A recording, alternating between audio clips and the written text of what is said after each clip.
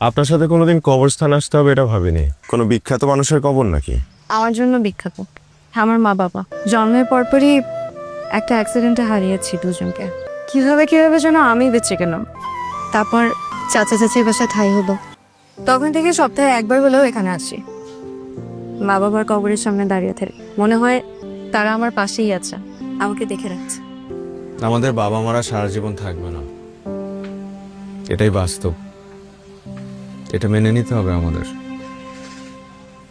যেমন করে আমার বাবা, আমি যখন খুব ছোট তখন আমার বাবা মারা যায়।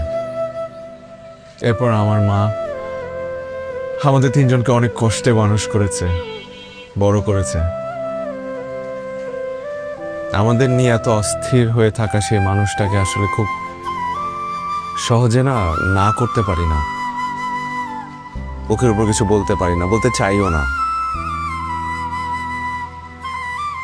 যে মানুষটা সারা জীবন আমাদের জন্য এত কষ্ট করেছে সেই মানুষটাকে কোনো কিছুর মূল্যে কষ্ট দিতে চাই না। হিংসে হয়। কত লাকি আপনি, তাই না?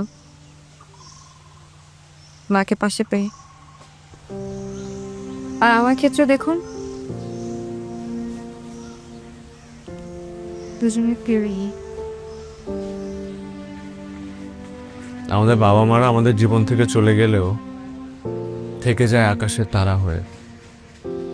কোনো না কোনো একটা জায়গা থেকে তারা ঠিকই আমাদেরকে দেখে। চলুন, আপনাকে রাজশাহী দেখানোর কাছে ফাঁকি দিয়ে ফেলছে মনে হচ্ছে। একটু হাঁটতে হবে, এই সামনেই খুব সুন্দর একটা জায়গা আছে। চলো। আপনার সাথে হাঁটতে কষ্ট হয় না, বরং ভালোই লাগে। বাই দ্য ওয়ে, বাবা মার মতো তো পাশে থাকতে পারবো না, কিন্তু সুযোগ দিলে বন্ধু হয়ে পাশে থাকতে চাই এক জীবন। এই হচ্ছে প্রেম দেয়াল। প্রেমিক প্রেমিকারা বিশ্বাস করে তাদের নাম এই দেয়ালে লিখে রাখলে তাদের প্রেম নাকি সার্থক হবে। এখানে তো আমাদের নাম লেখা নেই। এই একটা কাজ করবো নাকি, এখানে আমাদের দুজনের নাম লিখে দিই প্লাস দিয়ে। ভুলেও এই কাজ করবেন না। সামনের দিকে চলেন, আর অনেক কিছু দেখার বাকি। আসেন।